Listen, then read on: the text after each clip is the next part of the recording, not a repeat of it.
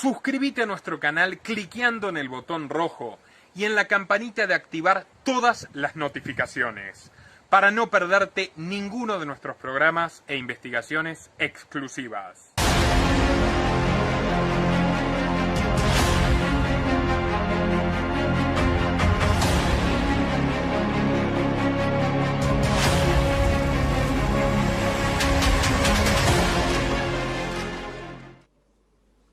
Y buenas noches, damas y caballeros. Muchísimas gracias por estar hoy en esta conferencia que denominamos Globalismo, no tendrás nada y serán felices, a cargo del renombrado conferencista internacional Nicolás Moraz, a quien les voy a presentar. Nicolás Moraz es director de la Academia Libertaria, plataforma educativa virtual con un staff de distinguidos profesores. Premio Richard Goven a la trayectoria en defensa del libre comercio y los derechos humanos. Fue investigador del Center for State Society y del Bastiat Institute. Expositor habitual de la red Estudiantes por la Libertad. Disertó en universidades y think tank de más de 10 países. Colaboró con los periódicos Libertad Digital, La Prensa e Infobae. Con la revista Fortuna y Rhizome Magazine. Con Radio Sputnik y cadena de TV internacional como NTN 24 e Hispanic TV. Su canal, Los Liberales, se ha consolidado como el medio alternativo líder de YouTube en español, con 530.000 suscriptores y 70 millones de visitantes a 2 años de su fundación. Sus investigaciones sobre el software israelí Pegasus frenaron la legalización del espionaje masivo en Argentina. Publicó diversas primicias relativas a lobby y grupos de presión. Fundó y presidió Libertad y Equidad, la primera asociación cívica y laica contraria al feminismo institucional en América Latina. Así es que, sin más preámbulos, porque ya lo queremos escuchar, con nosotros Nicolás Moraz.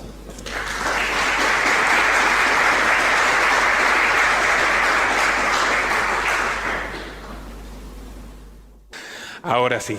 Bueno, muchísimas gracias a Hugo, a la Universidad Unida y a todos los presentes que se acercaron aquí a escucharme. Para mí siempre es un placer regresar aquí a mi querido Paraguay a aportar algunas chispas que mantengan encendida la llama de la libertad, que en estas tierras todavía arde y brilla más que en el resto de la región. Sin embargo, hay una suerte de anatema o de maldición histórica que acecha a los pueblos que no saben apreciar a tiempo este divino tesoro.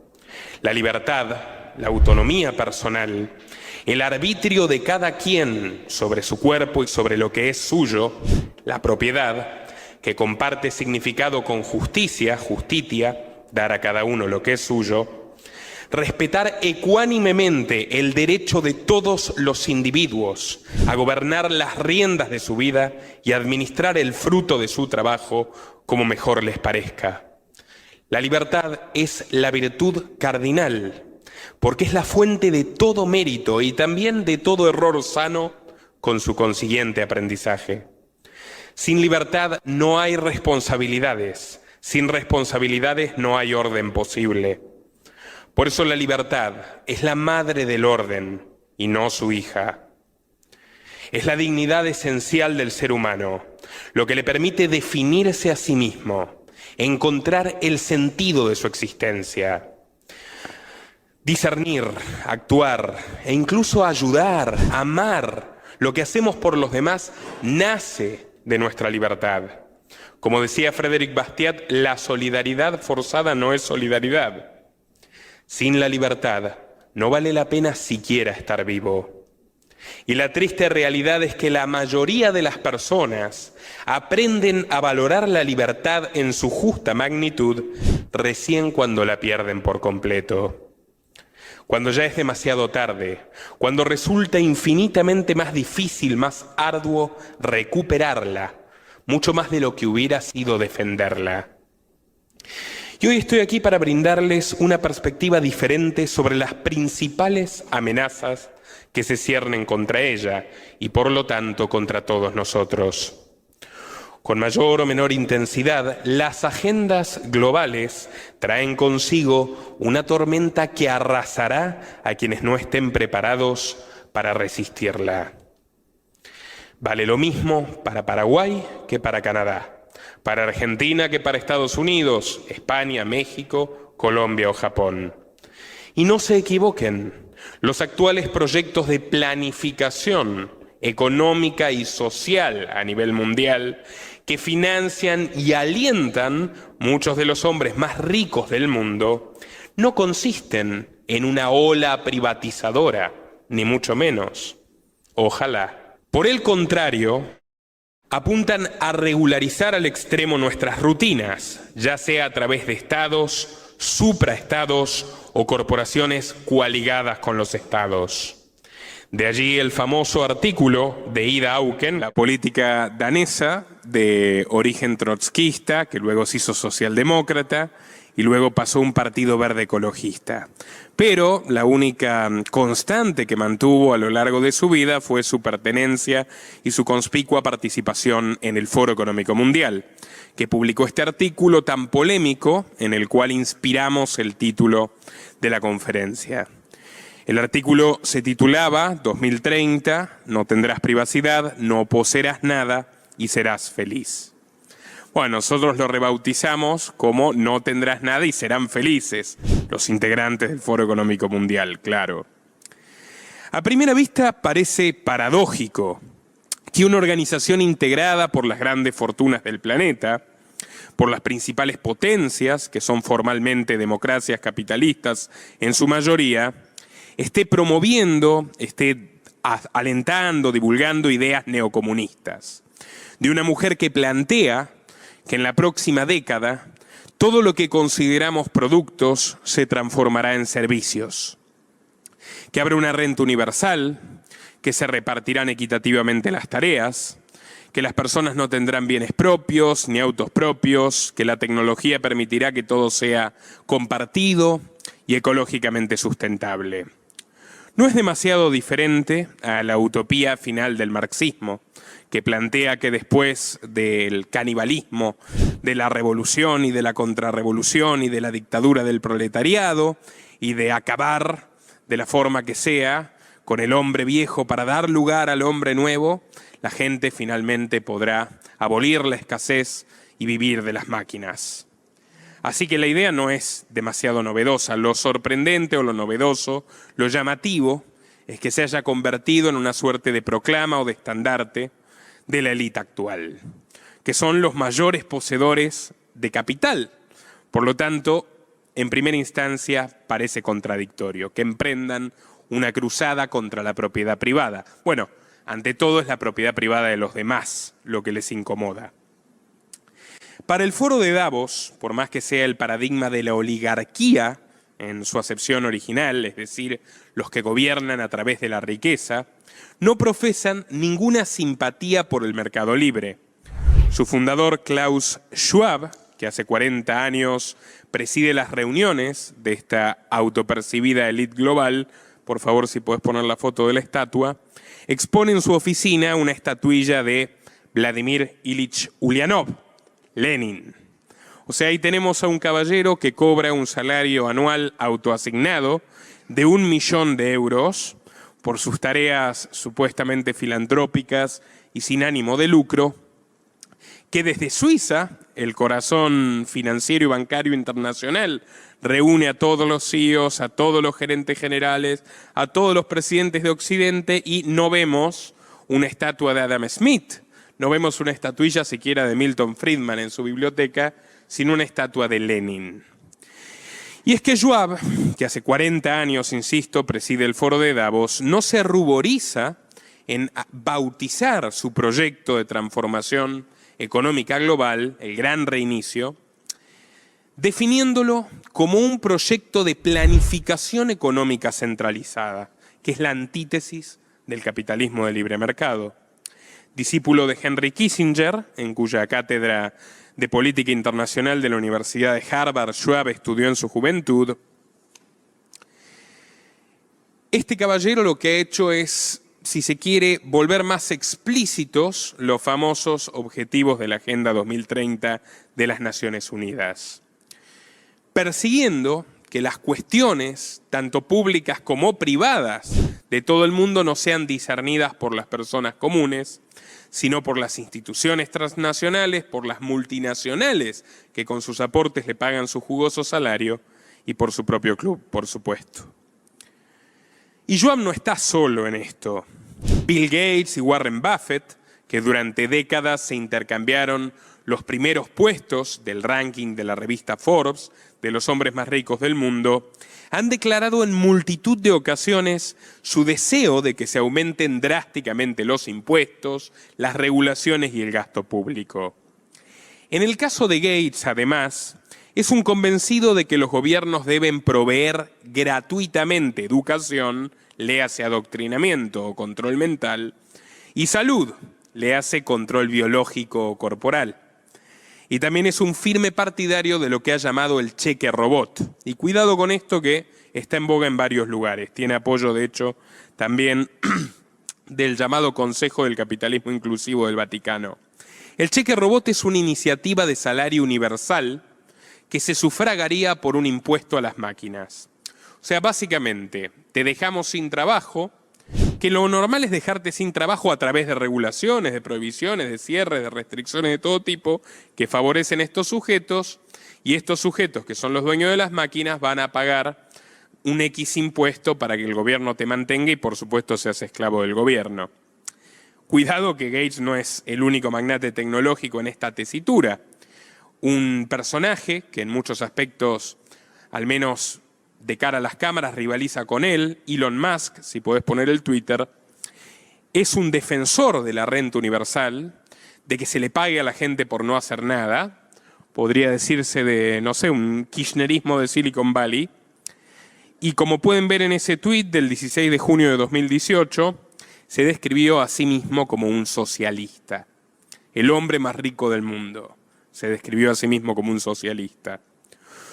Otros entusiastas de estos proyectos, en este caso un caballero que ha conminado a todos sus subordinados en 114 países a que promuevan políticas de género, diversidad, inclusión y contra el cambio climático, en fin, toda la agenda socialdemócrata, es Lawrence Larry Fink, timonel de BlackRock. Si podés mostrar las empresas de BlackRock, que es accionista mayoritario, el principal fondo de inversiones del mundo, accionista mayoritario de Google, de Pepsi Cola, de Coca-Cola, de Nestlé, de Bayer Monsanto, de Philips, de Visa, de American Express, de Western Union, de Facebook, de Microsoft y de Apple, entre muchas otras compañías que todos conocemos. Y la lista de billonarios de izquierda es infinita. Este es un tema que despertó mi curiosidad hace ya mucho tiempo y lo he abordado en repetidas ocasiones desde mi canal de YouTube, antes y después también desde la televisión cuando me invitan, como me ha invitado amablemente Hugo, Carsten Fau aquí en Paraguay y en otros países. Llevo años tratando el tema en la prensa, en la radio, etc. Y pese a que parezca un contrasentido, no lo es.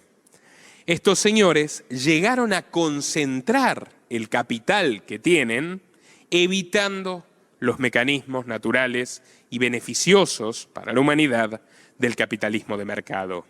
En otras palabras, en lugar de ceñirse estrictamente a innovar y competir, se han valido de los gobiernos y de las plataformas internacionales que hoy supervisan o coordinan a los gobiernos para garantizarse las barreras, los aranceles, las prohibiciones, las patentes, las licencias monopólicas y todo tipo de instrumentos para reducir o directamente aniquilar a sus competidores a través de la violencia política, que es violencia legal, pero no legítima. Básicamente financiamos las campañas de los políticos y los políticos a cambio se encargan de entregarnos mercados cautivos, personas que están obligadas por H o por B a comprar nuestros productos y no tienen una escapatoria fácil. El auge paroxístico de este fenómeno lo vimos en 2020, cuando quedó confirmado de manera inapelable que esta tesis es correcta, que el globalismo regulatorio es lo contrario a la globalización de mercado, es lo contrario a la integración espontánea de los pueblos al libre tránsito o al libre comercio. El globalismo, que es la uniformidad de las políticas públicas, la internacionalización de un mismo marco legal despótico, se expresó a través del encierro masivo. Un encierro que supuso privar de su fuente de sustento, de su libertad de tránsito, de su libertad de trabajo, de comercio, de empresa, de ganarse el pan honradamente a la inmensa mayoría de la población. Mientras estos señores, como Larry Fink, como Elon Musk, como Bill Gates, lo pueden buscar, duplicaron sus fortunas a lo largo de estos últimos 2 años. Entre muchas otras maniobras, porque el encierro, estas políticas que fueron financiadas, activamente patrocinadas por Gates y compañía, obligó a aumentar artificialmente la demanda de tecnología, para que las mismas tareas que se realizaban antes en oficinas, en locales comerciales, se tengan que realizar desde las casas. Y por supuesto, los que no pudieron adaptarse al cambio, ahora son bien desempleados, esclavos de la limosna estatal, o bien han muerto de hambre o se han suicidado. La propia ONU, la Oficina de Alimentos de Nueva York, reveló que en 2020 se experimentó la hambruna récord de los últimos 70 años, gracias a la propia ONU. Un sincericidio bastante interesante. Pero dicha etapa, que ahora para muchos parece concluida y sería un alivio que así lo sé, que así lo esté, que esté concluida, que no vuelva a ocurrir, desde mi punto de vista, es solo una muestra de lo que nos depara, un anticipo del futuro que sueñan para todos nosotros. No obstante, en esta ocasión quiero ofrecerles un enfoque novedoso. No quiero reiterarme sobre lo que acabamos de vivir, que todos los presentes en mayor o menor medida lo entienden, ni tampoco quiero adelantarme a los riesgos que tenemos por delante, sino demostrarles que esta historia, esta trama, es mucho más antigua de lo que creen.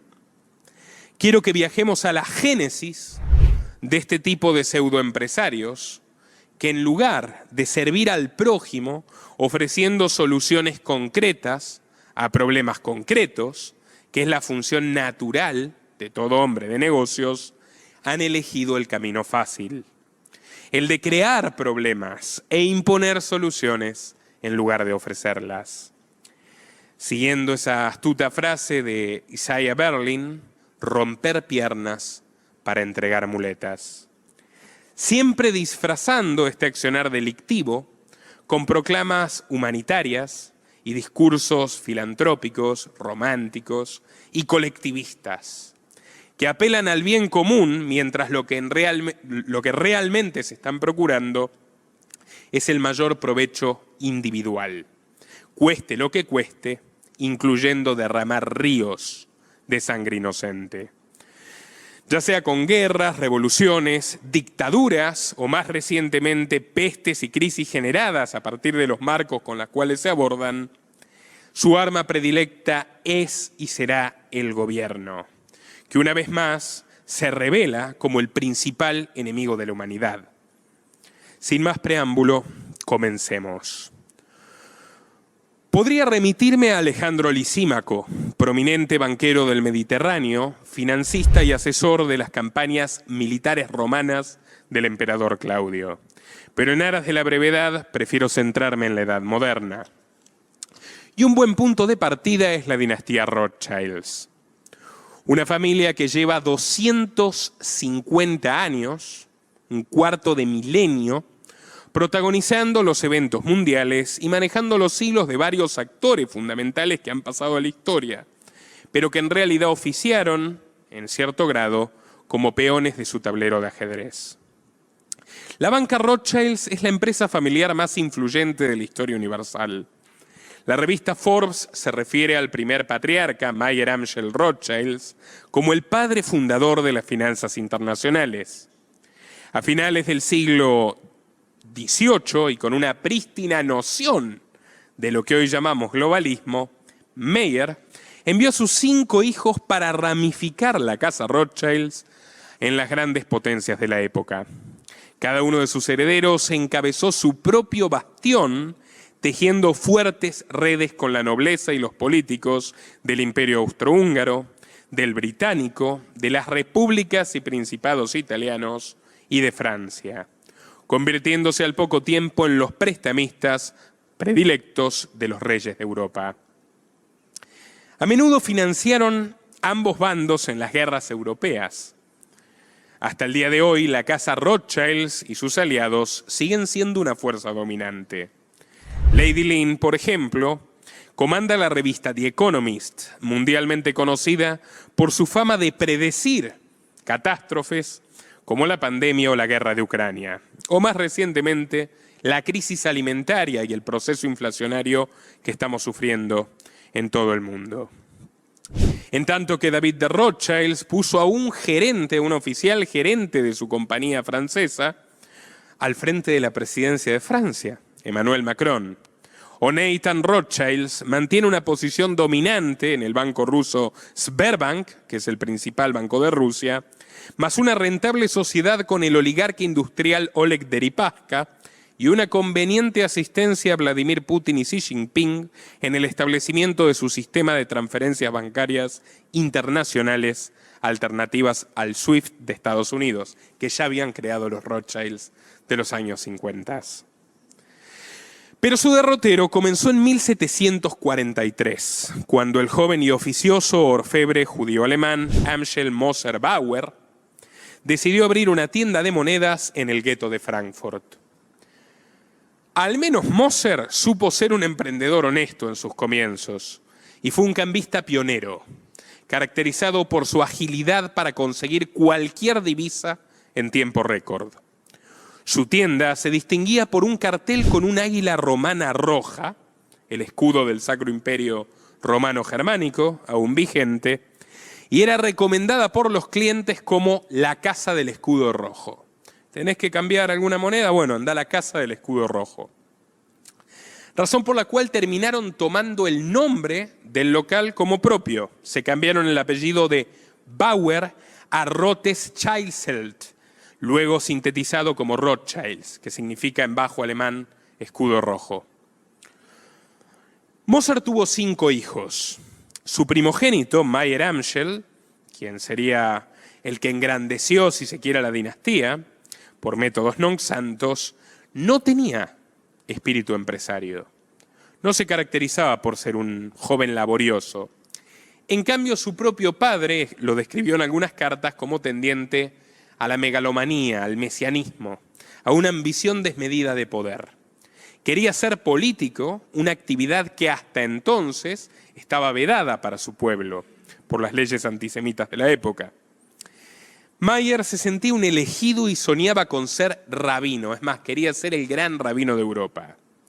Pero su padre lo obligó a ingresar como aprendiz, como pasante, a un banco local. Pero los dotes de persuasión de Mayer Amschel le sirvieron para destacarse como un excelente gerente de relaciones públicas, utilizando una categoría actual. Y luego tomó el mando del negocio familiar, convirtiéndose en el más famoso mercader de monedas raras desde el Báltico hasta el Mediterráneo. En base a aquella condición, Mayer Amschel obtuvo el patrocinio del príncipe heredero Guillermo de Hesse, que si bien había sido cliente de su padre, no había llegado a intimar con él. Con Mayer sí, y le concedió el peculiar título de judío de la corte, entre comillas, en 1769. El cargo, toda una innovación para la época, lo convirtió en una suerte de secretario de finanzas de la nobleza germana.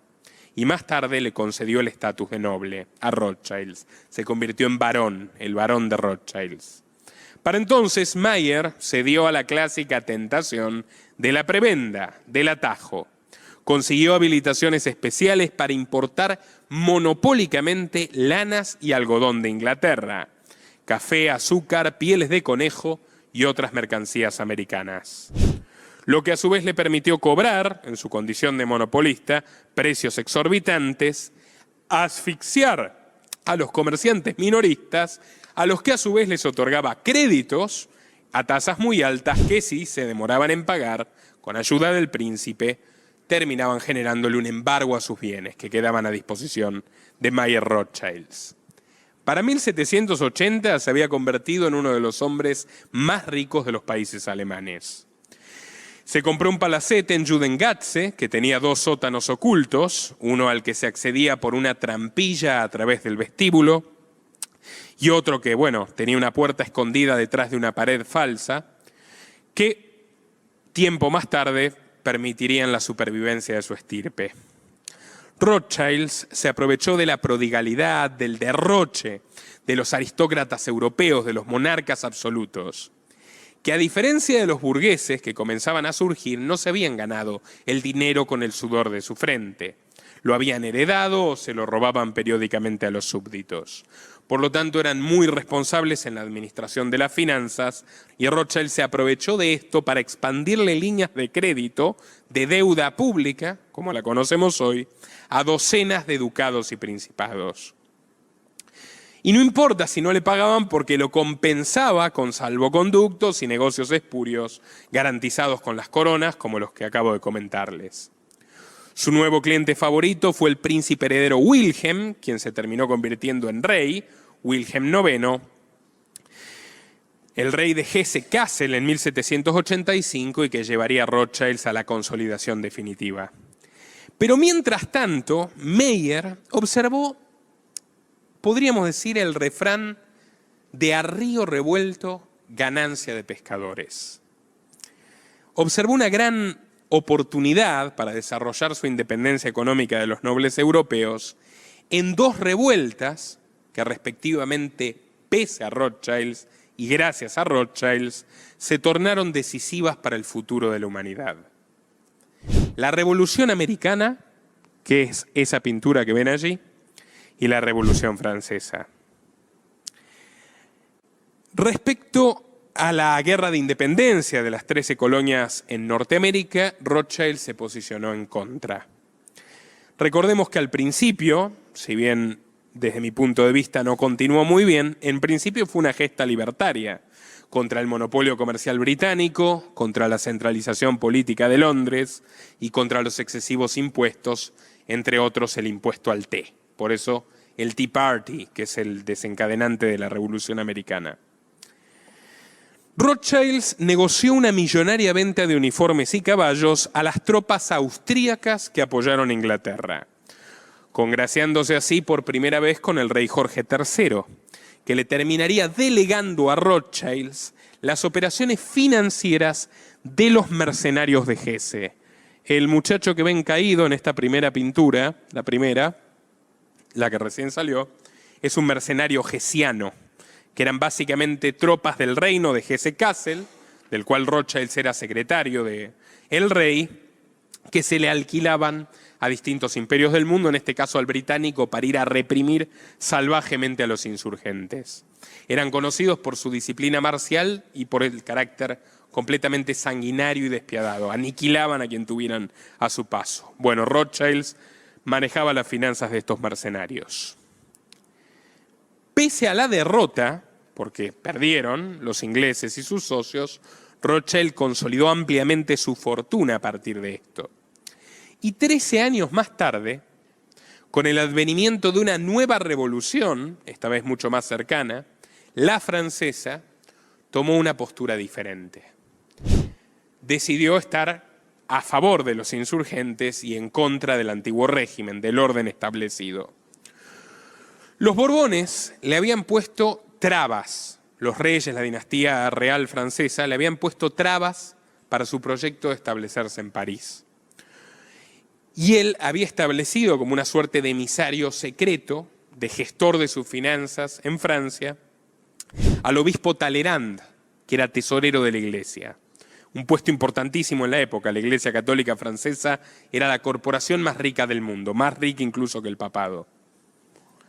Cuando llegó la revolución, el protegido de Rothschilds, Talleyrand, a diferencia de muchos otros sacerdotes que realmente estaban convencidos de defender su credo, de oponerse a los revolucionarios, etc., no solo sobrevivió, sino que fue investido como embajador en Estados Unidos, embajador de la revolución, tras entregarle muchos de los bienes de la iglesia a los jacobinos, a los revolucionarios de Robespierre y Danton, que exterminaron a 300.000 personas en la Vendée, con la famosa guillotina, y a su vez ofició de nexo entre los jacobinos, el gobierno revolucionario del terror, con Mayer Rothschilds, que consiguió lo que quería, que era una ley que habilite a los banqueros como él, extranjeros, a desarrollar sus actividades en Francia.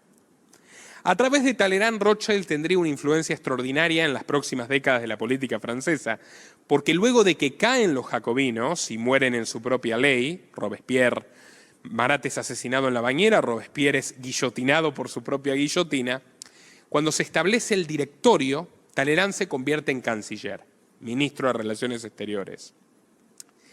Y en un periodo particularmente convulso de Francia, donde Francia ya empieza a adquirir deudas directamente con la casa Rothschilds, tienen la idea de buscar a alguien que les permita organizar Francia para sembrar el caos, a su vez extenderlo en Europa, siguiendo la premisa de cuanto más caos, más ganancias.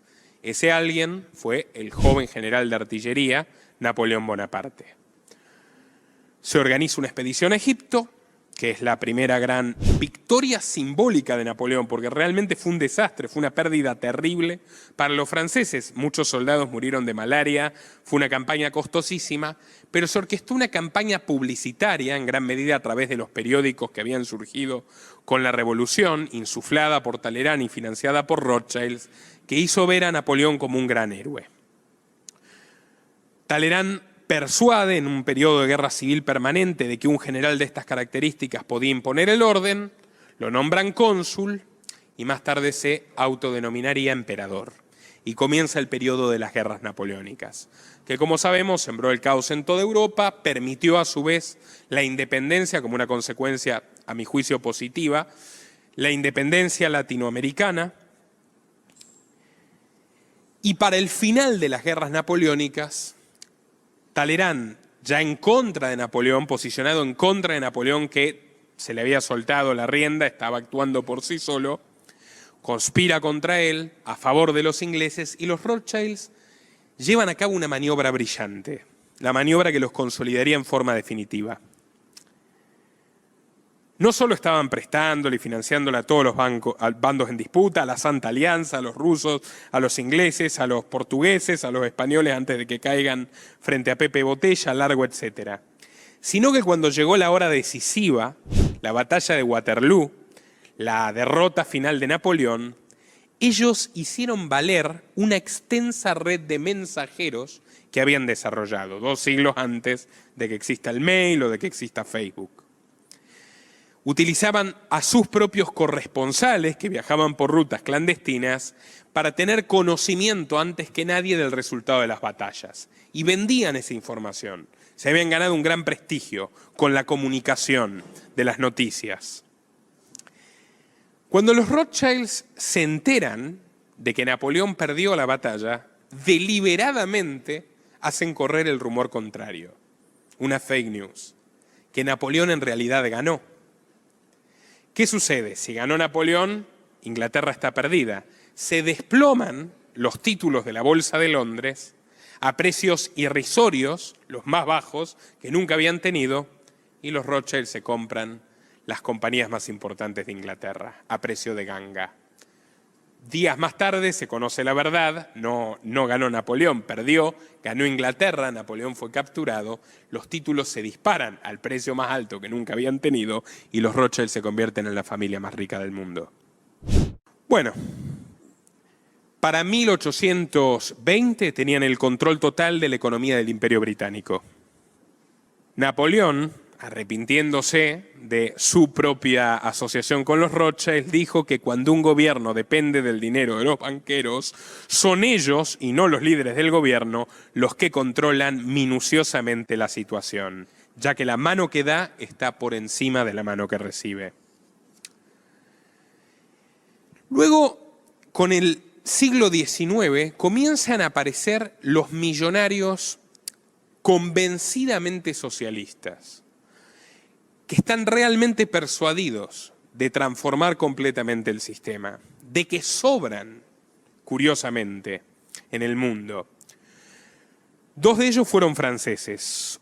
El primero, Charles Fourier, que era hijo de un mercader, también fue un afamado mercader, pero que tenía, a ver cómo podemos decirlo, era el hijo díscolo de la familia, un muchacho fiestero, podría decirse que probablemente bien intencionado, que comenzó con los delirios de la planificación social absoluta, el refundacionismo, que en gran medida lo habían implementado los jacobinos y les salió mal, pero que inspiraron a toda esta generación siguiente. Es decir, no vamos a cambiar al mundo gradualmente, convenciendo a las personas uno a uno, aprovechándonos de los descubrimientos espontáneos, científicos, de los cambios culturales, no. Hay que cambiarlo radicalmente todo, hacerlo de vuelta, echar abajo y construir de nuevo, que es la idea que luego vamos a conocer como hombre nuevo. En el caso de Fourier, él proponía, y construyó de hecho, que la humanidad se divida en unas colonias llamadas falansterios, que tenían que tener exactamente 1.620 habitantes cada una, ni uno más, ni uno menos. Se podrán imaginar qué pasaba si nacía uno de más, se tenía que ir otro, porque según Fourier había 810 tipos de humanos.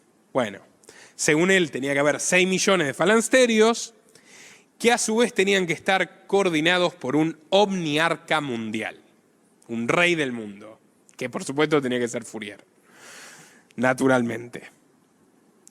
No podía haber propiedad, tenía que haber una perfecta división no solo de los bienes, sino de los trabajos, del ocio y también del sexo. Era un gran defensor de la división equitativa de las mujeres, una idea que luego sostendrían Marx y Engels como si las mujeres fueran cosas, o sea, para que las feministas marxistas lo tengan en cuenta, ¿no? Esto es lo que pensaban los socialistas del siglo XIX, mientras los liberales defendían la libertad individual de las mujeres. Ellos lo veían como bienes a repartir. Luego de Fourier hay otro personaje, un aristócrata, Henri de Saint-Simon, que era también era un empresario, era un economista. Tenía cierta noción de la complejidad que no tenían todos estos otros muchachos bastante perturbados como Fourier. Se entendía que las cosas eran difíciles, que no se podía cambiar al mundo de un día para el otro, pero bueno, también llevó a cabo algunos proyectos interesantes. Durante la Revolución, Saint-Simon, que era un hombre joven, intentó comprarle a Talleyrand, el que les conté, la Catedral de Notre Dame, pues quería despojarla de su techo de metal y vender el metal como chatarra. Bueno, un personaje. Consideró que para que el mundo evolucione a lo que él llamaba el socialismo industrial o la sociedad industrial, los protagonistas del cambio tenían que ser los industriales como él, los grandes magnates que renuncien voluntariamente a lo que tenían tras invertir su capital en transformar completamente la forma de pensar, la idiosincrasia de la gente. Él fue partidario de crear una religión científica, la religión de la ciencia. Ahí está, exactamente. Que tendría como santo, por ejemplo, a Isaac Newton, que si hubiera estado vivo, pobre hombre, no se lo hubiera tomado muy bien, por 2 razones. Una porque Newton era cristiano y la otra porque Newton adhería al lema nullius in verba, de la Royal Society. Básicamente nada está dicho, o sea, la palabra científica siempre es provisoria, nunca es absoluta. Bueno, para Henri Saint-Simon habría que adoptar a la ciencia con un carácter religioso, de fe devota, de aceptación incuestionable. Lo cual influenciaría mucho a su secretario personal, que se hizo mucho más famoso que Saint-Simon, Auguste Comte, el padre del positivismo, es decir, de esta idea de que debe gobernarse a las sociedades. Comte decía que la sociología era la ciencia madre, la ciencia diosa. Debía gobernarse a las sociedades con criterios estrictamente técnicos, científicos. 2020, pero bueno, lo decía en el siglo XIX. Cuidado con Comte, fue un personaje extraordinariamente influyente en la formación de todos los estados nacionales. Comte es el que planifica que un estado tiene que absorber la educación pública e inculcar valores funcionales a ese Estado, a los niños y a los jóvenes, valores que los niños y jóvenes tienen que incorporar muy por encima de los que hayan recibido de sus familias, y generar un sistema de identificación que los haga estar dispuestos, de ser necesario, a morir por los intereses de ese Estado. Recuerdo haber hablado esto en el programa de Valeria, que me invitó hace algún tiempo tan amablemente. Insisto, cuidado con Comte, un personaje notable, varias veces ingresado en manicomios, se intentó suicidar en diversas ocasiones, fue uno de los intelectuales más influyentes de la época. Y la cuestión de la religión saint-simoniana, de la religión de la ciencia, la logró inocular a una gran generación de políticos, por ejemplo, latinoamericanos. La bandera de Brasil podés mostrar con el lema, ahí está. El lema oficial de Brasil, Orden y Progreso, es literalmente una frase de Comte. Según él, la religión científica era la única garante posible de establecer estas premisas superiores, que por supuesto para él son mucho más trascendentes que la libertad. Desde su punto de vista, la libertad pertenecía a un estadio metafísico y primitivo de la humanidad. Según él, bueno, vos tenés la ciencia y siendo él el gran intérprete de la ciencia, lo que la ciencia dice que está bien es lo que hay que hacer. No hay margen para el libre albedrío. Comte terminó creando una iglesia de verdad. Todavía hay una iglesia positivista en Brasil, lo cual es sorprendente, que bueno, coincide ya con el estadio final de Comte, que entra de lleno en la locura. Puso de santos efectivamente a Newton, a Galileo, bueno, muchos otros científicos, sostuvo que la nueva Roma tenía que ser París, o sea, enloqueció por completo, se convirtió en líder de una gran secta cientificista. Y que, insisto, influyó muchísimo a los pensadores posteriores. A partir de Comte, que tuvo una gran amistad con Stuart Mill, que desde mi punto de vista le hizo bastante daño al liberalismo y, por supuesto, con muchos otros socialistas, se va a ir abandonando la noción de que existen derechos naturales. Todo va a quedar supeditado a la técnica, a la ciencia, a lo que digan los supuestos sabios que debe hacerse o no. Algo especialmente válido hoy en tiempos de inteligencia artificial. El otro día observaba una videoconferencia del ex CEO de Google, Eric Schmidt, donde sostenía que en sus investigaciones de inteligencia artificial concluyó que es posible que la inteligencia artificial, en la medida que empieza a gobernar políticamente, de lo cual no estamos muy lejos, decida, por ejemplo, que hay que matar a 2.500 personas por razones completamente inexplicables para un ser humano, pero que si eso está previendo una catástrofe mayor, ejemplo, otra epidemia terrible, hay un dilema para él. O sea, no sabe cómo proceder el ex CEO de Google. O sea, desde su punto de vista no sabe si juzgar eso como una masacre o como un mal menor. Esas son las consecuencias más extremas multiplicadas después de 150 años de positivismo comteano. Bueno, otro personaje muy particular que yo lo veo bastante parecido a Bill Gates es Robert Owen. Robert Owen es el tercer padre del socialismo utópico de Fourier y Saint-Simon. Y Robert Owen no era un rico más, era el hombre más rico de Inglaterra. Y además había nacido en una familia muy pobre, fue un tipo de talento Robert Owen. Su padre había sido un humilde administrador de correos, antes había sido cartero. Robert estaba muy orgulloso de haber trabajado desde niño para ayudar a su familia. A los 6 años ya era mozo y a los 17 lo habían nombrado capataz de fábrica. Luego terminó fundando su propia fábrica de algodón, New Lamarck, en las inmediaciones de Glasgow, Escocia, donde llegó a emplear a 3.000 obreros y fue la fábrica más grande del planeta, que trabajaban desde los 6 años hasta los 60. De hecho, él es el creador de las primeras guarderías, como se conocen hoy, para que también los padres con los hijos recién nacidos puedan seguir trabajando en sus fábricas y le cuiden a los chicos ahí. Y de hecho a los niños los hacía trabajar en los lugares donde no podía entrar un adulto, por ejemplo, si tenían que confeccionar determinada máquina, producía sus propias máquinas. En fin, como industrial había demostrado bastante ingenio. Pero pese a que los empleados de Owen, que habían sido campesinos y eran mucho más pobres antes de trabajar para él, estaban satisfechos con su trabajo, Owen se terminó, ¿cómo podemos decir? Se terminó sensibilizando de actitudes que él mismo había cometido, que le parecía que estaban mal, excesos, abusos, lo que juzgaba como una suerte de explotación, y se terminó convenciendo de que los empresarios estaban de más, que lo verdaderamente correcto era tender al comunismo, a la abolición de la propiedad.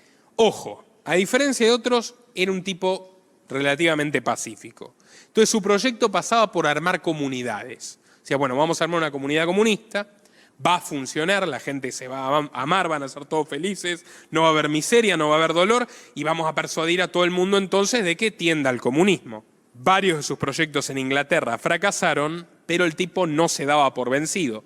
Le pasó lo mismo que a Comte. Es sorprendente esto porque el delirio de poder termina siendo un tipo de locura en definitiva.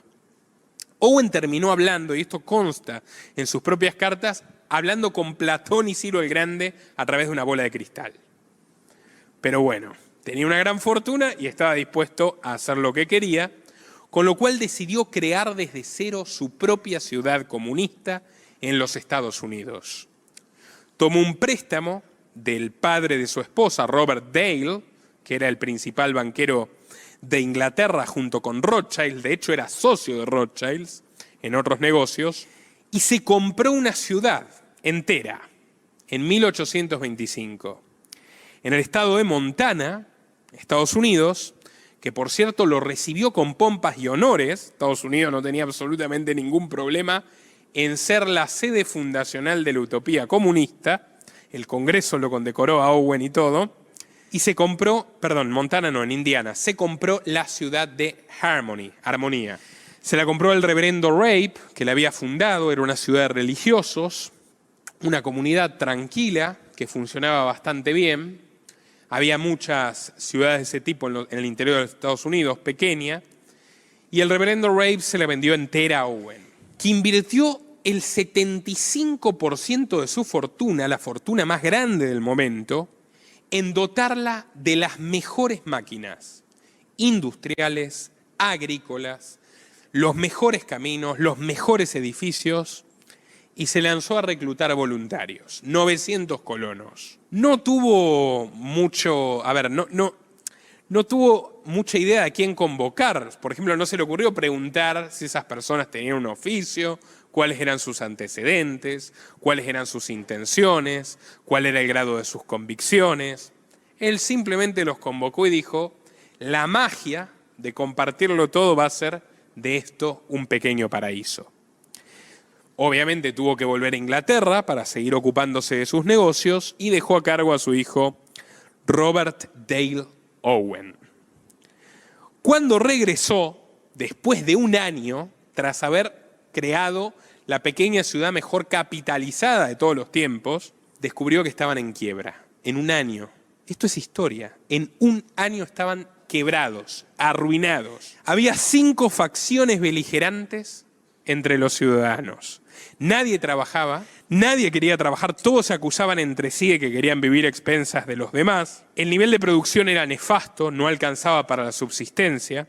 Se habían agotado las reservas de granos y el director de la revista del pueblo había publicado 5 ediciones seguidas acusando a Owen de ser el culpable, porque era un vil especulador. Había invertido solo el 75% de su fortuna.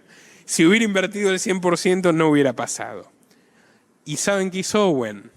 Invirtió el resto, porque el tipo era realmente un idealista. Su propio hijo se le presentó con 12 amigos, la pandilla del hijo, digamos, y le dijeron que estaban cansados de esto de tener que hacer trabajos manuales, levantarse temprano, que era profundamente difamante para su honor, que era degradante, que ellos querían ser una vanguardia.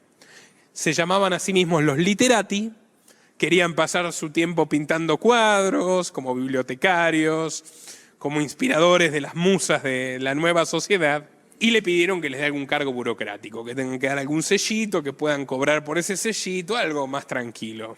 Owen no se lo tomó muy bien, le dio una porción de hectáreas a cada uno y los echó de la ciudad. Todavía tenía tanta fe en su proyecto que dijo, fíjense, Owen / Bill Gates, pongan el nombre que quieran, libraré a la humanidad de sus 3 grandes males: la propiedad privada, la religión irracional y el matrimonio basado en la propiedad de cada cónyuge sobre el otro. En 1826 se quedó sin un centavo. Les voy a leer el testimonio de uno de los colonos decepcionados de Nueva Armonía, Josiah Warren. La diferencia de opiniones, gustos y propósitos creció proporcionalmente a la demanda de conformismo. Así nos gastamos los años mozos de nuestra vida, al final de los cuales no creo que más de 3 personas entre las 900 albergaran algún atisbo de esperanza en este experimento. Todos nos dispersamos desesperados de cualquier reforma y el conservadurismo se sintió reforzado, sin la menor esperanza de éxito en la utopía. Habíamos ensayado toda forma concebible de organización y gobierno colectivo. Teníamos un mundo en miniatura donde repusimos la Revolución Francesa con un resultado de corazones decepcionados en lugar de cadáveres. Se diría que nos conquistó la propia ley de diversidad inherente a la naturaleza humana, haciendo que nuestros intereses unidos entrasen directamente en guerra con la singularidad de las personas y el instinto de autopreservación. En lugar de esa cooperativa armoniosa esperada por Owen, topamos con más antagonismos que los acostumbrados en la vida normal. El fracaso del comunismo en el año 1827. Una cosa que a mí como libertario me parece extraordinariamente interesante de Josiah Warren es que no se quedó con los brazos cruzados. Warren era un soñador de mejor talante, si se quiere, que Owen, con mejores ideas sin duda, y creó una colonia, una pequeña colonia anarquista de mercado libre, con respeto a la propiedad privada, que se llamó Modern Times, en la localidad de Brighton, Nueva York. Y esa permaneció en perfecta armonía, a diferencia de Nueva Armonía, durante décadas, hasta que el ejército norteamericano la barrió por la fuerza, porque por supuesto no le gustaba que haya ahí un grupo de gente que vivía tranquila, no pagaba impuestos y no iba a la guerra, y puso un hospital psiquiátrico militar. Pero bueno, interesante la historia de Warren, porque Warren con las ideas correctas sí logró un proyecto novedoso, social, libertario, mucho más eficiente que esta locura comunista. En fin, pasemos a una figura que seguramente todos han escuchado o han leído sobre él en algún momento, que es Marx. Si estos fueron los socialistas utópicos, Fourier, Saint-Simon, Comte y Owen, hablemos de quien se autoproclamó socialista científico, Karl Marx, el padre del comunismo moderno. Nacido en Treveris, Prusia, lugar donde vivió hasta ser enviado a la universidad en el seno de una familia judía cuyo verdadero apellido era Leví, maestro. Su padre, el jurista Heinrich Mordech Leví, renunció a su apellido y se convirtió a la iglesia evangélica cuando Carlos tenía 6 años, empujado por un tiránico edicto prusiano que le prohibía a los judíos ejercer como abogados. Se tuvo que convertir a la fuerza. Un capítulo interesante de la vida de Marx es que era terriblemente antisemita. Marx era judío y antisemita. Escribió un ensayo que podría haber firmado Hitler, francamente abominable, que se titula La cuestión judía. Porque como Marx odiaba a sus padres, que seguían profesando el judaísmo en la clandestinidad, bueno, él estaba convencido de que había que erradicar a los judíos, que eran los causantes, según él, de la burguesía, de la inequidad, de la explotación moderna en el capitalismo, bla, bla, bla. O sea, literalmente, gran conexión con lo que luego sería Hitler. La madre de Marx, Henrietta, era hija de un rabino y por parte de madre estaba emparentada con los Philips. ¿Vieron la marca Philips? La famosa marca de electrodomésticos, de las afeitadoras que usamos. Bueno, esos Philips. Unos burgueses prominentes, gente de bien, próspera, que terminaron fundando la multinacional holandesa que conocemos. Lo interesante de Marx es que él vivió predicando sobre el proletariado, y no solo eso, sino que en muchas de sus misivas él sostiene que mantiene un modo de vida proletario. Pero en realidad Marx vivió hasta el último día de su vida sostenido por burgueses, que si no lo hubieran sostenido, no habría existido marxismo y todo el genocidio posterior que se experimentó basado en sus ideas disparatadas a lo largo y ancho del siglo XX. Las primeras víctimas monetarias de Marx, por supuesto, fueron sus padres, que de hecho, Marx se fue a estudiar a la universidad, donde mantuvo todo tipo de pleitos, de hecho tuvo un duelo, por eso la barba, le quedó una cicatriz, él era un insultador profesional, no podía parar de pelearse con todo el mundo, le metieron un estocazo y por eso se dejó crecer la barba, para tapar la cicatriz. No volvió nunca a su pueblo natal, le pedía más y más dinero a su padre, que 6 meses antes de morir, le escribe a Marx, todo esto está en el archivo marxist.org para colmo, que tiene toda la correspondencia que no fue destruida por Engels y se puede ver directamente. El padre le escribe a Marx advirtiéndole que está al borde de la muerte, muy enfermo, reprochándole que le había dado más dinero del que el padre era capaz de ganar en todo el invierno. Básicamente le estaba quitando el pan a los hermanos de Marx para pagar su interminable carrera universitaria. En esa misma carta hay una postilla que escriben su hermana y su madre rogándole que vaya a visitar a su padre antes de que muera. Marx no lo hizo. Al contrario, cuando le mandan la carta informándole que Heinrich falleció, Marx se niega a asistir al entierro, alegando que el viaje en tren era demasiado largo, y además le escribe a Henrietta, a su madre, reclamándole un adelanto de la herencia. La madre se niega y entonces Marx procede a desearle la muerte y rompe relaciones definitivamente con la familia. A partir de ahí se empieza, con la madre en realidad, porque a partir de ahí se empieza a financiar a través de los tíos Phillips, que le envían giros de dinero, porque siguen considerando que es un políglota virtuoso, es un chico estudioso, se le van a pasar los vicios y va a ponerle rectitud a su vida, por así decirlo. No sucedió. En 1842, Marx comienza a publicar artículos en la Gaceta del Rin, que era un periódico sufragado por empresarios liberales.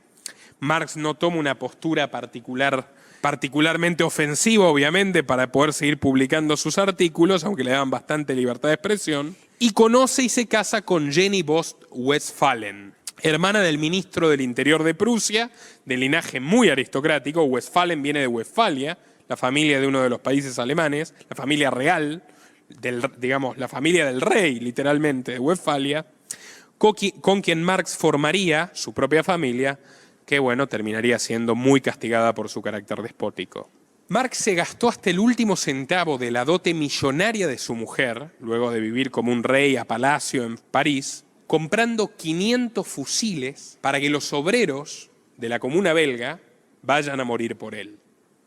Marx nunca en su vida pisó una manifestación, pero se gastó hasta el último centavo de la dote de la mujer, no en alimentar a sus 6 hijos, sino en los fusiles para que los obreros belgas vayan a morir en el nombre de sus ideas.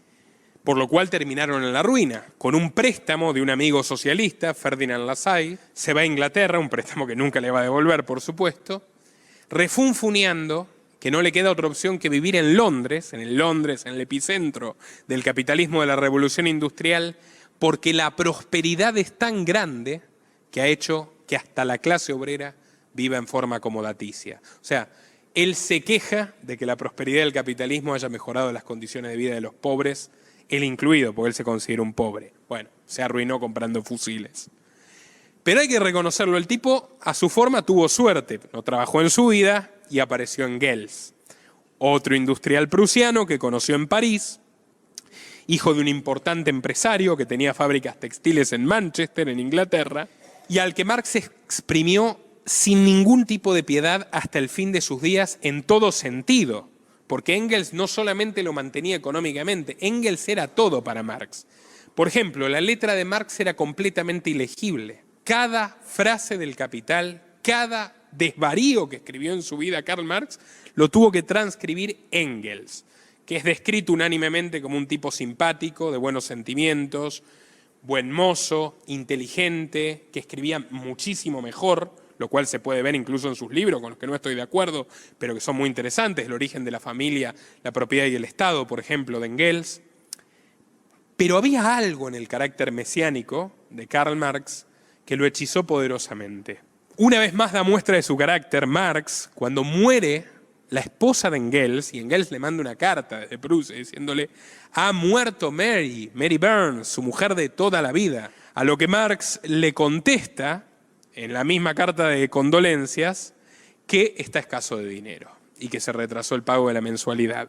O sea, básicamente la misma carta donde le dice: siento que se haya muerto tu esposa, lo manguea a Engels, que se enoja mucho, y a lo que Marx termina echándole la culpa a su mujer en la siguiente carta. Dice: no, es que mi mujer me presionó mucho.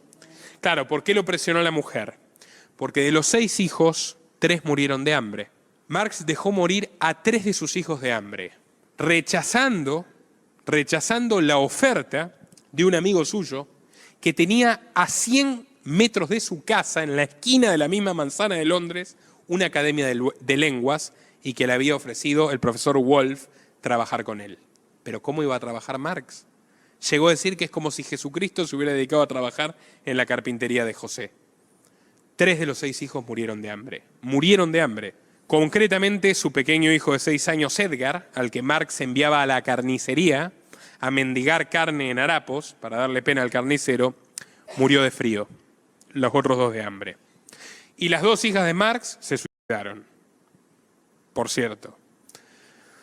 ¿Saben quién más financió los movimientos revolucionarios de Marx y Engels cuando Engels quedó completamente arruinado? Incluso Engels fue obligado por Marx a falsificar un cheque, lo acusaron por estafa, estuvo a punto de ir a la cárcel. Nathan Rothschild, tercera generación de Rothschilds. Lionel Nathan Rothschild, para ser exactos, parlamentario de la ciudad de Londres, y se puede ver los 2 cheques que Rothschild le giró a Marx para financiar su Liga de los Justos en el Museo Británico. Veían potencial en esta máquina de odio, que estaba persuadido, Marx completamente persuadido, de que había que derramar océanos de sangre para llegar a su cometido. Y para los Rothschilds es una tradición poner dinero en este tipo de cosas. Mikhail Bakunin, que conocía bastante bien a Marx, más de lo que querría de hecho, escribió: nuestro mundo está ahora, al menos en su mayor parte, a disposición de Marx por un lado y de Rothschilds por el otro. 2 caras de la misma moneda. Luego de los Rothschilds tenemos otra dinastía muy famosa y muy poderosa hasta el día de hoy, que son los Rockefeller. Probablemente también hayan oído nombrar de ellos. John Davison Rockefeller, estadounidenses, norteamericanos, fue criado por su madre baptista, una mujer muy severa, en un pequeño pueblo de Ohio. Su padre, bígamo, tenía 2 familias paralelas, era un carismático estafador. Y John David heredó la religión de la madre y la moralidad del padre. Era un abstemio que leía la Biblia al principio y al final de cada día y que desde una edad temprana se propuso ser rico. Poco antes de la Guerra Civil, de la Guerra de Secesión estadounidense, John David Rockefeller evadió el servicio militar y junto a su amigo Maurice Clark estableció una compañía naviera en Cleveland, Ohio, desde el principio a través de contratos amañados con la Marina del Norte. Le vendían barcos al Ejército del Norte a través de licitaciones fraudulentas. En 1863, él y su socio invirtieron en una refinería de petróleo crudo en Pensilvania para convertirlo en querosén, que a su vez servía para las lámparas de iluminación. Rockefeller, para 1870, ya era dueño del principal centro de refinado del país y constituyó la Standard Oil Company, que hasta el día de hoy sigue siendo uno de los grandes actores petrolíferos internacionales. Como la industria, a fines del siglo XIX, piénsenlo, todavía no se había inventado el automóvil, la industria petrolera experimentaba auges y caídas repentinas, lo que provocaba una guerra de precios entre las refinerías, Rockefeller se dispuso a controlar el mercado a cualquier precio, buscar un monopolio, en sus propias palabras. Entonces, para darle a la Standard Oil una ventaja definitiva sobre sus competidores, se alió en secreto con otros magnates que estaban interesados en monopolizar el negocio de los ferrocarriles. Yo traduje a los 18 años, en 2012, un libro que se llama Big Business and the Rise of American Statism, Grandes Negocios y el ascenso del estatismo en los Estados Unidos. Y ese libro habla de la historia del ferrocarril. Cuenta cómo a través básicamente cuenta la historia económica de los Estados Unidos en el siglo XIX a través del caso del ferrocarril. Ahora nos dicen los intendentes, los gobernantes de todo el mundo, que el transporte solo puede ser controlado por el gobierno, que si no sería un caos, etcétera, etcétera, etcétera. Las vías férreas norteamericanas, que todavía no era un país especialmente rico, pero ya tenía las vías más extensas del mundo, se desarrollaron en perfecta competencia. Había hasta 3 ferrocarriles por un mismo trayecto.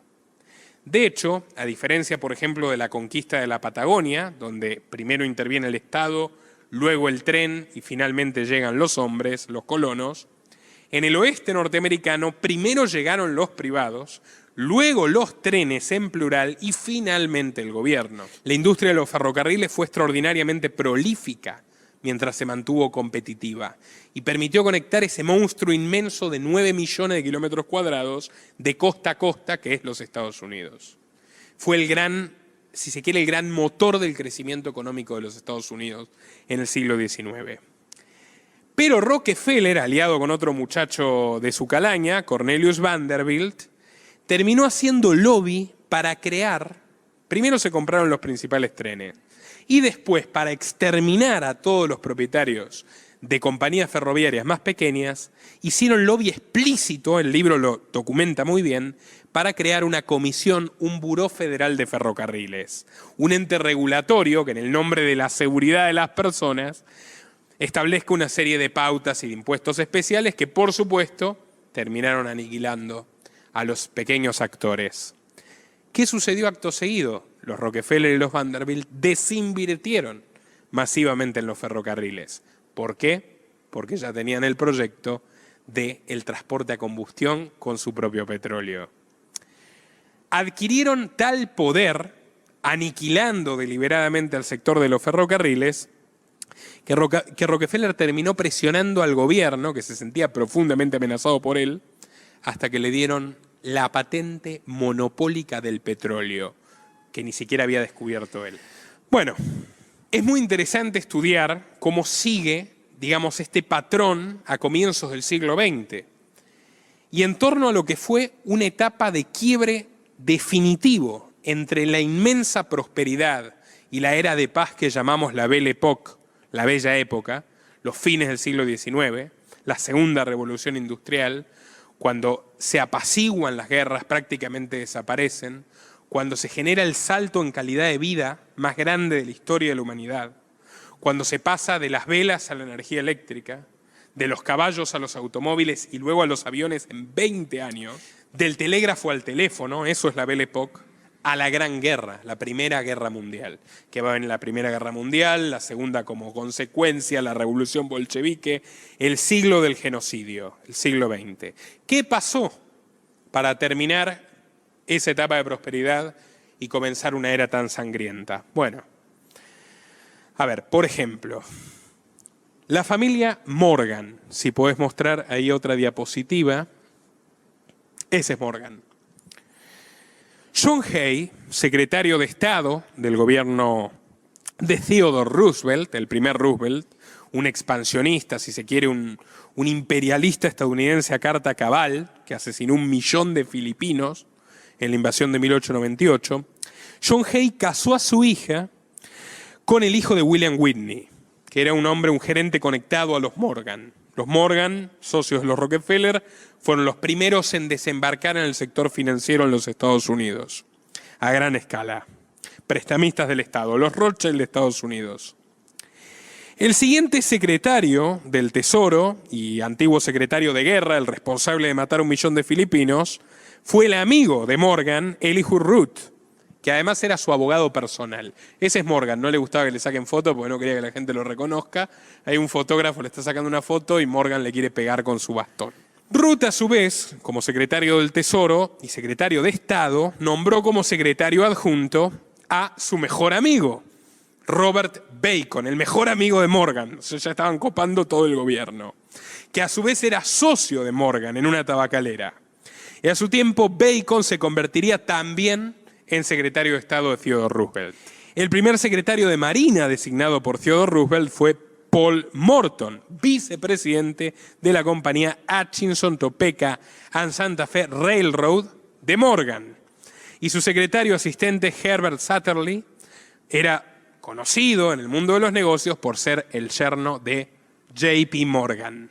¿Le suena JP Morgan? Es por el señor JP Morgan. Así se consolidó una relación de negocios de la familia Morgan con Washington, D.C., con el sistema bipartidista, tanto con los republicanos, porque Theodore era republicano, como con los demócratas, que terminó volviéndose clave en la Primera Guerra Mundial, que supuso ante todo un gran torbellino financiero. Los Morgan habían estado conectados hace mucho con los intereses financieros británicos de los Rothschilds. Básicamente se dividían las dos cities financieras, Londres la principal, los Rothschild, New York la secundaria, los Morgan. Pero bueno, terminaron lanzándose una suerte de batalla, entonces se aseguraron la designación de JP Morgan Company como intermediario en la colocación de deuda pública de todos los gobiernos beligerantes. En otras palabras, JP Morgan absorbió la deuda pública de los ingleses, de los franceses y monopolizó la comercialización de los bonos del Tesoro de los Estados Unidos. En otras palabras, para garantizarse salir bien parados de una guerra que instigaron, terminaron dominando la deuda de 3 de las potencias en disputa. JP Morgan en persona se convirtió en agente fiscal del Banco de Inglaterra. Y no solo eso, asimismo terminó cooptando a las fábricas de municiones norteamericanas, que a su vez le exportaban armas y material de guerra a Gran Bretaña y Francia. Y finalmente fue designado como autoridad central para organizar y canalizar la totalidad de las compras de guerra del frente. Por supuesto, cuando Morgan estuvo suficientemente seguro de que pase lo que pase, él iba a ganar fortuna con la guerra, fue el que impulsa a Estados Unidos a entrar en la guerra. Al principio Estados Unidos era un aliado estratégico en la Primera Guerra, les daba dinero, les daba municiones, tomaba deuda, todo esto gestionado por Morgan. Finalmente Morgan empuja para que Estados Unidos ingrese en la guerra. Hasta entonces habían mantenido una posición de relativa neutralidad. Resumiendo un poco esta historia, lo interesante es que tanto los Morgan como los Rockefeller como los Rothschild terminan teniendo una cumbre privada, una reunión personal con Woodrow Wilson, el presidente de Estados Unidos al término de la Primera Guerra Mundial, para establecer la Liga de las Naciones, que es el primer antecedente de la ONU, el primer proyecto de gobierno mundial, que a su vez establece el Tratado de Versalles, obligando a Alemania a pagar todo el costo de la Primera Guerra, que desembocará en la Segunda Guerra. Pero todavía hay cosas interesantes para analizar sobre estos muchachos. Los Morgan, los Stanley, los Rockefeller, los Rothschilds, los Kuhn y los Loeb, todas estas familias, controlaban literalmente la totalidad de los bancos de Occidente. Y fueron los que en el año 1913, poco antes de la guerra, hubiera sido imposible la Primera Guerra Mundial si no hacían esto antes, conspiraron para crear la Reserva Federal, el Banco Central de Estados Unidos. Los emisores de los dólares, los que hoy son responsables de esta espiral de inflación mundial, que suben los precios, que en un país como Paraguay, que no estaba acostumbrado, de repente ven productos que aumentan 10, 15%, etcétera, todo derivado de la emisión masiva de la Fed, puesto que la mayoría de nuestras monedas están respaldadas en dólares.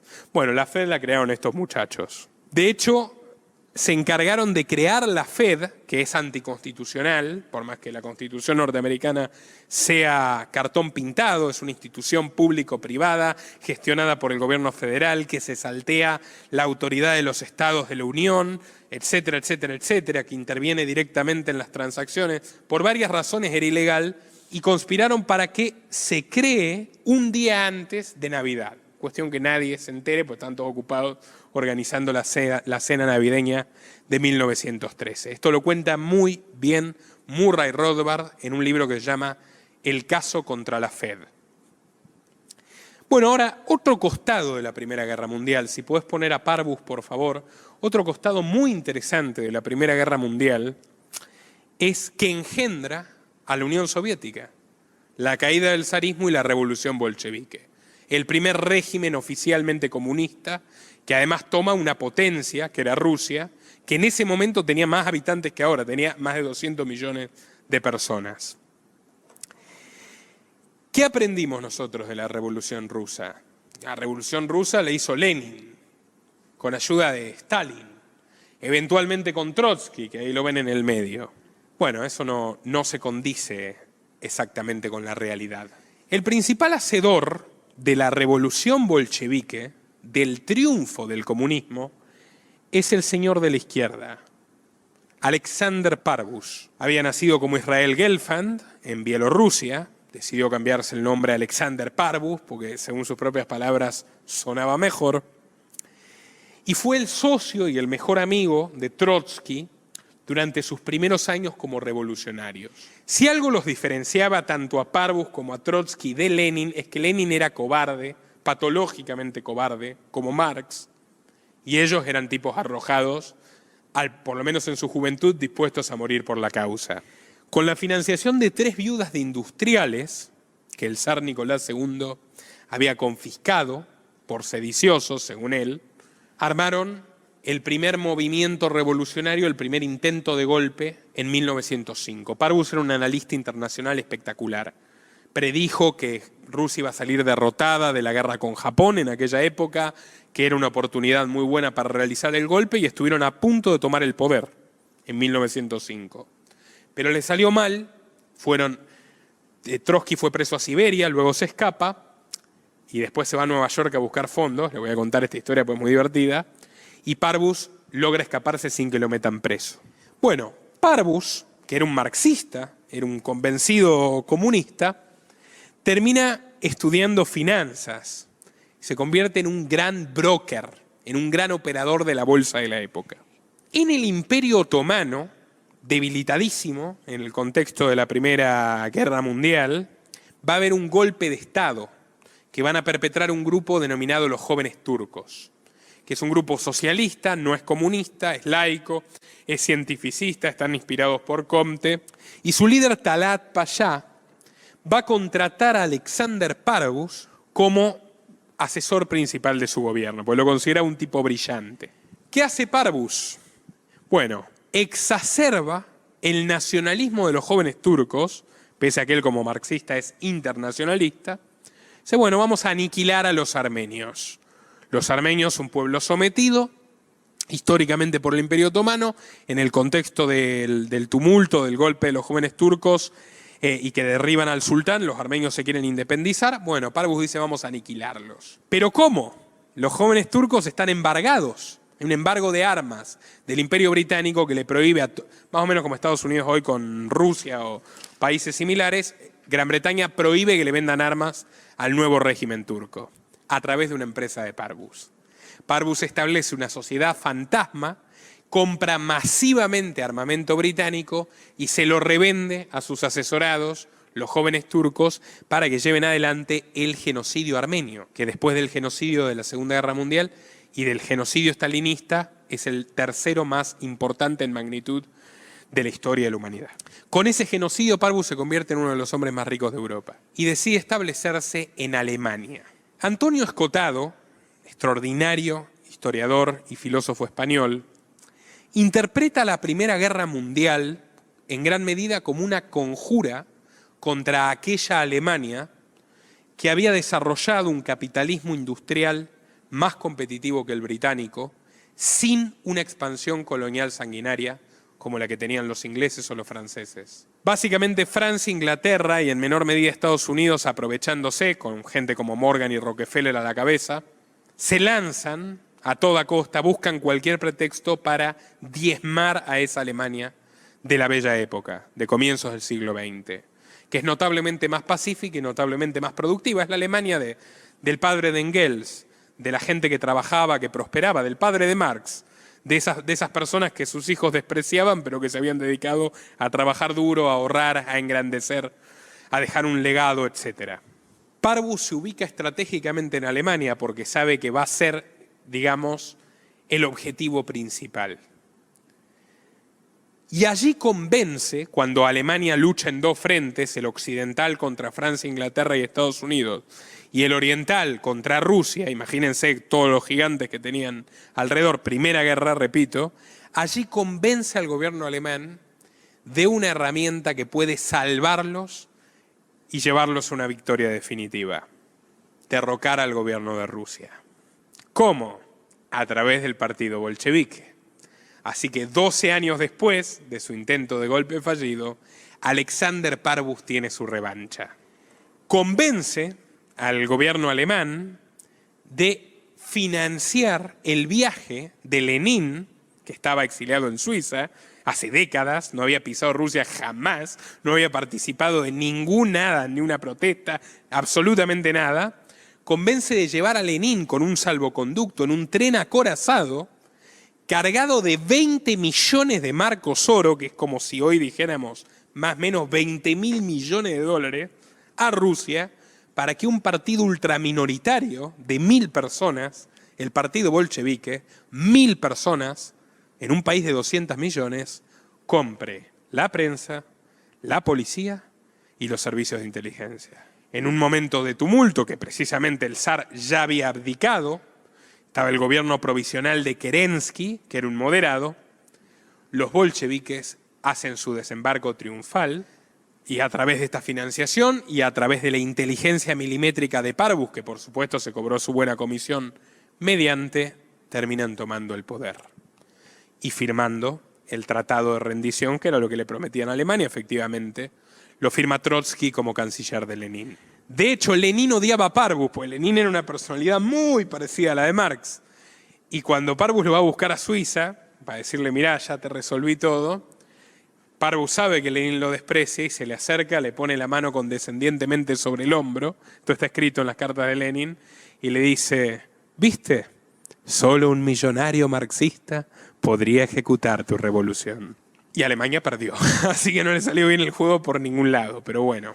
Ojo, no estaba solo en este proyecto. Trotsky se fue a Nueva York a buscar fondos. Y Wall Street, los muchachos, los Morgan, los Stanley, sus amigos, también hicieron lo suyo para financiar la Revolución Rusa. De hecho, un magnate de los medios norteamericano, William Randolph Hearst, en quien se inspira la película Citizen Kane, un clásico del cine de todos los tiempos, un tipo que se encargó de hundir un barco, el Maine, para desatar la guerra de Estados Unidos y Cuba a fines del siglo XX y vender más diarios. Esa es la historia de William Randolph Hearst. Apoyó a los bolcheviques, les hizo propaganda, le dedicó páginas y páginas de sus diarios y sus revistas a decir que en realidad eran luchadores por la democracia y por la libertad. Estos tipos, Trotsky, Parbus, los comunistas, los que establecieron una dictadura sanguinaria que se cargó 20 millones de personas en 5 años. El que hizo el genocidio armenio, peor todavía, Parbus. Bueno, en fin.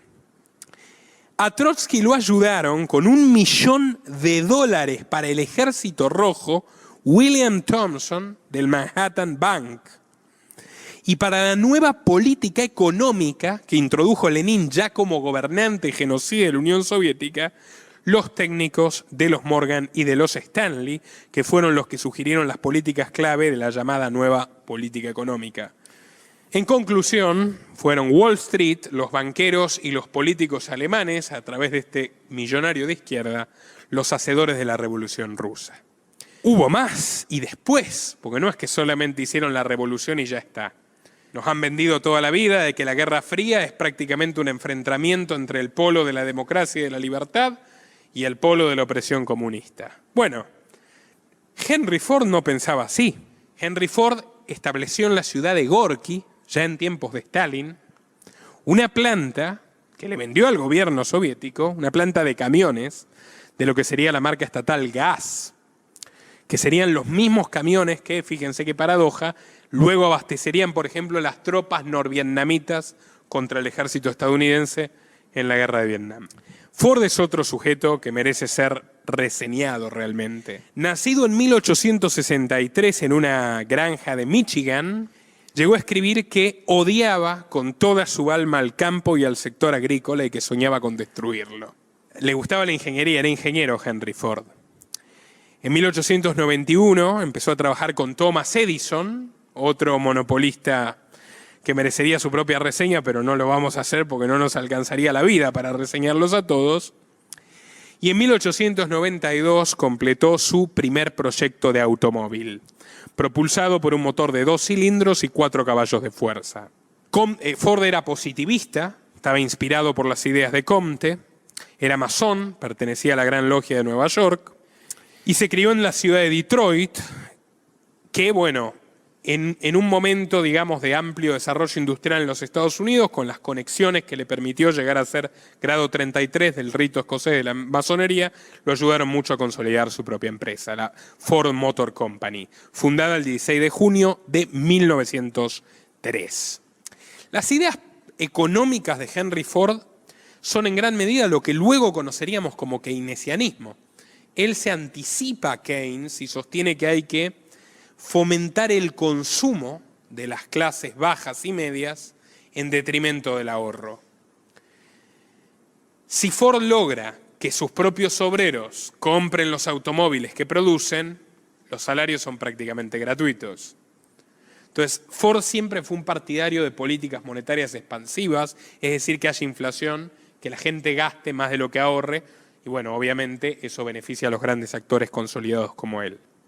Para 1932, con distintas asociaciones, empezando por el aniquilamiento de la competencia en Estados Unidos, se asocia con General Motors y Chrysler, crean, al igual que los Rockefeller, un buró federal gubernamental de regulación de la industria automotriz y acaban con 900 fábricas de autos que llegó a haber en Estados Unidos a principios del siglo XX. Bueno, a través de esto, más los negocios con los rusos comunistas y ahora vienen los negocios con Hitler, Ford llegó a producir 1/3 de los automóviles mundiales para 1932. Era un partidario de lo que se llama el welfarismo, el estado de bienestar. Totalmente antisemita, era un acérrimamente enemigo de los judíos, los quería exterminar, fue nazi antes que los nazis, escribió este panfleto del esnable, de International Jew, que de hecho inspira a Hitler, y Hitler lo cita 2 veces en Raza y Destino y en Mi lucha, los 2 libros de Hitler. Hitler, que era un cabo, no sé si recuerdan esa historia, era austríaco, no era alemán, y era un cabo, lo más que había llegado a ser en la Primera Guerra, funda el Partido Socialista de los Trabajadores Alemanes, que es el primer nombre del partido nazi, en 1922, apoyado en gran medida por un préstamo de $500,000 que nunca tuvo que devolver de Henry Ford, a quien en 1938 este industrial norteamericano condecoraría con la Cruz del Águila de Hierro, que es la máxima condecoración militar alemana y concretamente del Tercer Reich. No fue ni remotamente el primero Ford en hacer negocios con los nazis, ni el único tampoco. Junto a él General Motors, que produjo más de 100.000 camiones a través de su filial Opel, de los cuales el 75% fueron vendidos para los nazis, en algunos de los cuales se transportaba a los prisioneros que iban a ser masacrados en las cámaras de gas. Osram, las lamparitas eléctricas, General Electric, y el historiador Anthony Sutton, un historiador inglés que vivió en Estados Unidos tras ser catedrático de la Universidad de Gotinga, examinando documentos de los juicios de Nuremberg, terminada la guerra, descubre que ninguna fábrica estadounidense y ningún banco estadounidense dejó de operar en Alemania en ni un día de los 6 años trágicos de la Segunda Guerra Mundial. Es más, Sutton indaga sobre los planes de la Fuerza Aérea de los Aliados para bombardear Alemania.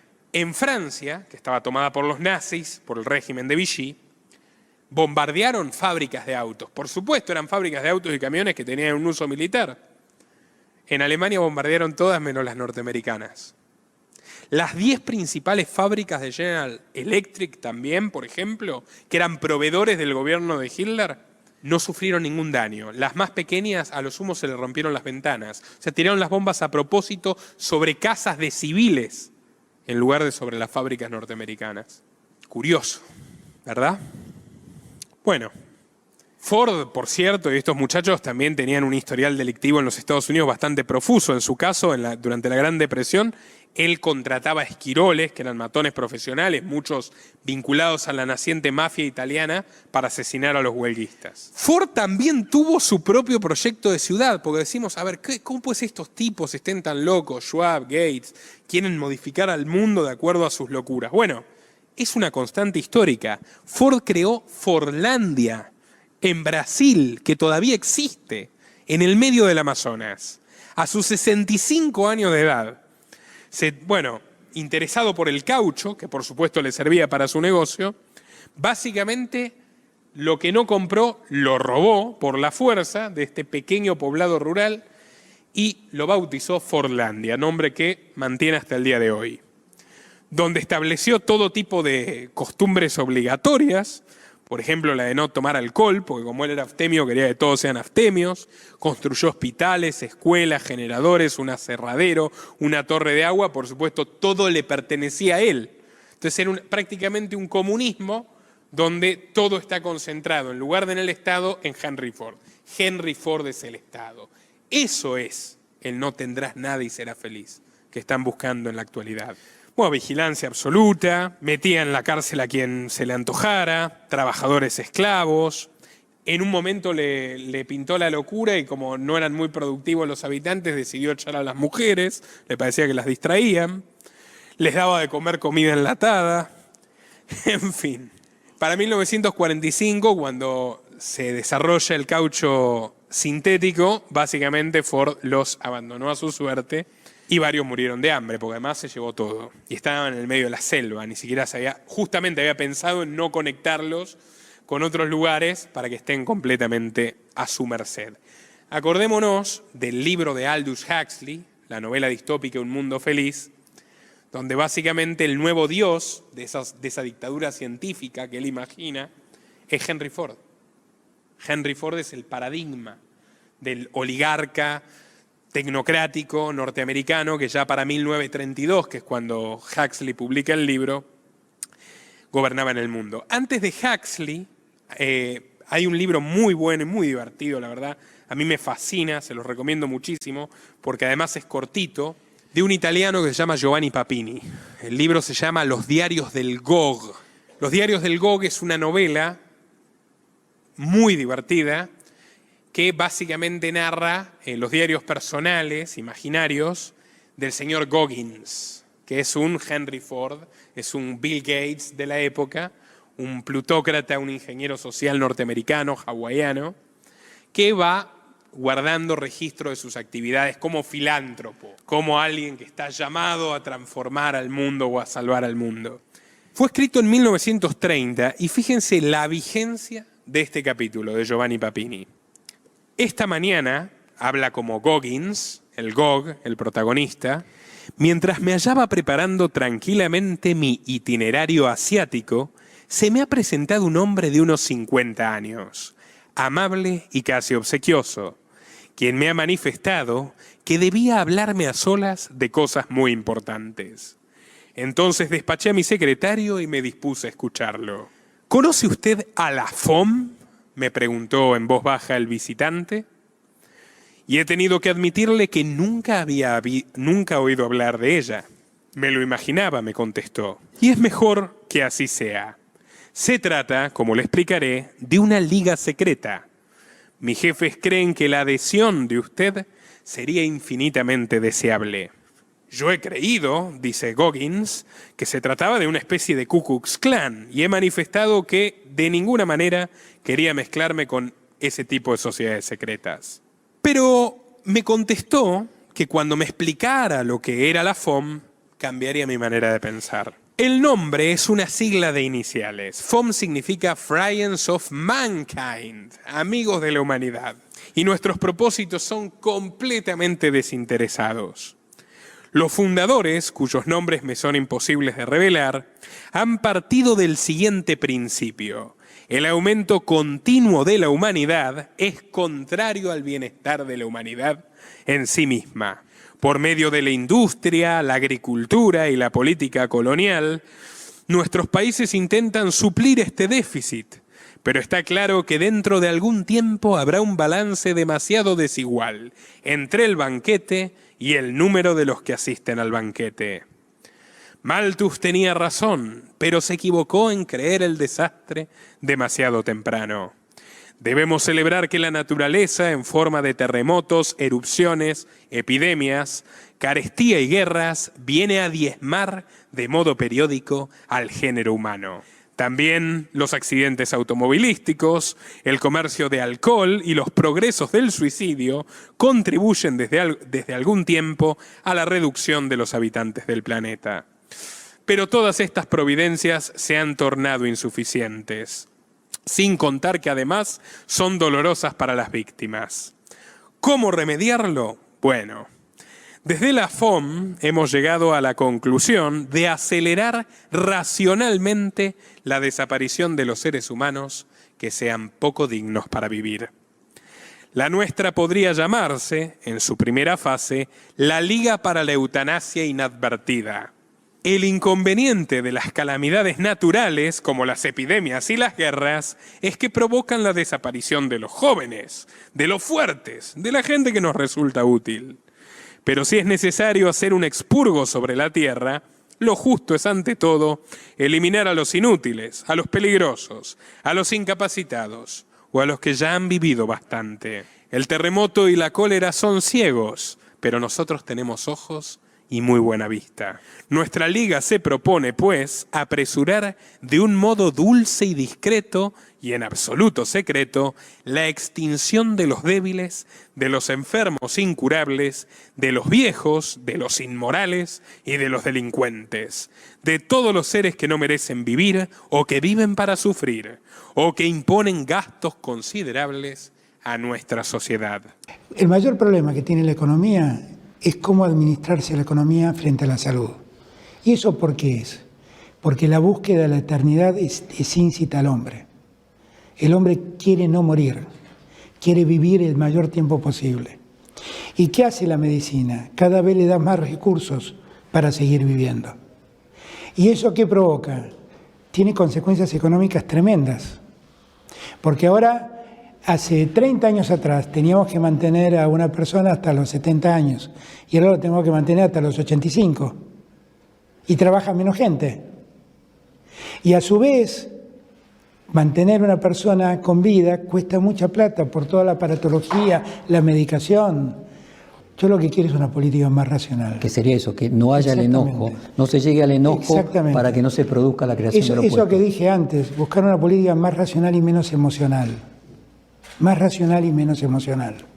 Bueno, y ahí empieza a enumerar los medios que utilizan para liquidar sin rastro a los indeseables, inyecciones a altas dosis, gases anestésicos y tóxicos, etcétera, etcétera. Se ufana de que a la liga pertenecen muchos médicos, enfermeros y criados, y que básicamente están propiciando condiciones más favorables para estos actos estrictamente humanitarios.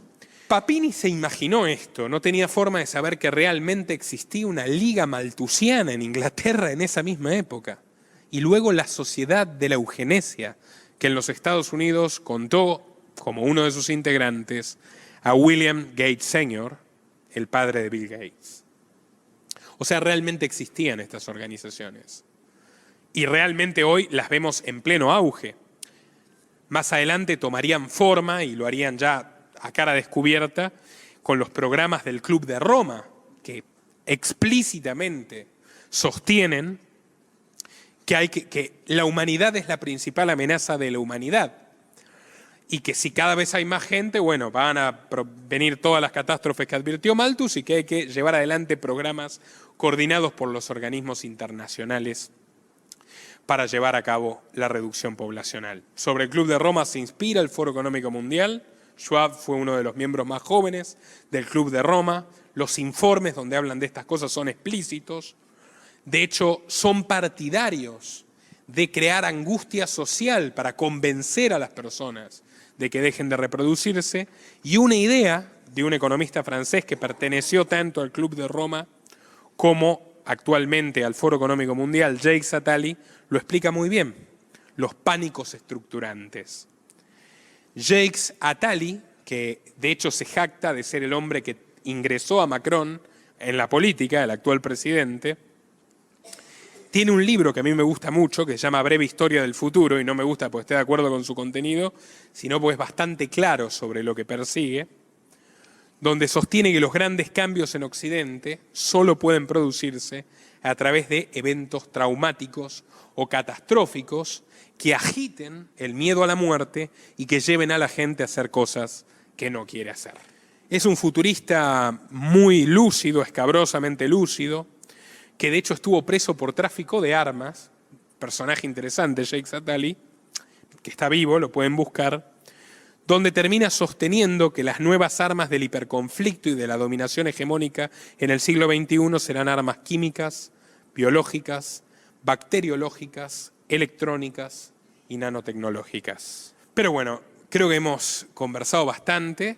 Me quedó contarles sobre las visitas sucesivas de los Rockefeller a Fidel Castro, sobre el financiamiento del feminismo radical y muchas otras causas o banderas de la nueva izquierda, de la progresía, que es la religión que soñaban Saint-Simon y Comte, la religión laica que hoy pretenden imponernos, pero creo que lo importante es concluir que si el mundo no se terminó y no se fue al diablo deliberadamente, es porque estos sujetos pierden, sus planes fracasan, les va mal por más poder que tengan y por más ambición que tengan. Y eso no es fortuito, no es una casualidad. Es porque hay grandes héroes y grandes hombres que actuaron en la dirección opuesta. Ya les acabo de recitar la historia de socialistas y de nazis financiados por millonarios, de comunistas que se pasaron la vida en palacetes, en el caso de Parbus murieron en una mansión de 40 habitaciones, pero si podría dedicarles 5 horas a contarle la vida de los grandes liberales, que por el contrario se arruinaron defendiendo las ideas de la libertad.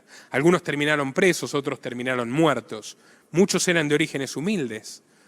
Ejemplos que me vienen a la mente, el mayor adversario de Marx, que Marx lo odiaba con frenesí, se le revolvían las tripas, Richard Cobden, un empresario cuáquero, británico, enamorado de la libertad y de la bondad del capitalismo, que al observar que en Inglaterra, esa Inglaterra tan próspera, todavía había hambre, había chicos a los que les faltaba el pan, emprendió una cruzada cultural, una batalla sin descanso, para abolir las últimas leyes feudales de Inglaterra, las leyes del maíz, las leyes que privilegiaban a los terratenientes, a los aristócratas británicos, prohibiendo que ingresen granos más baratos y que por supuesto esto encarecía el precio de los alimentos.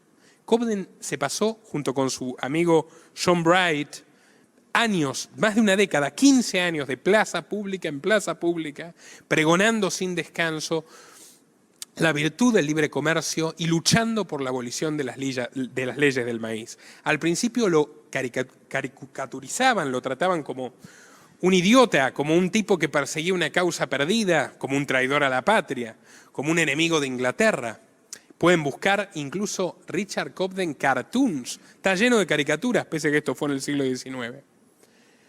Y con el paso del tiempo y el advenimiento de las crisis económicas, las semillas que ha ido plantando pueblo por pueblo, hablando con las personas, desde los empresarios hasta la gente más humilde, germinaron.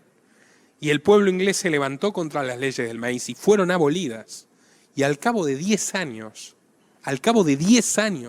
se había reducido un 30% el precio de la comida y la indigencia, la pobreza extrema, había desaparecido por completo de Inglaterra, a tal punto que un tal Carlos Marx se lamentaba de que la prosperidad era tal que hasta la clase obrera era acomodaticia, en otras palabras, vivía bien, gracias a gente como Cobden.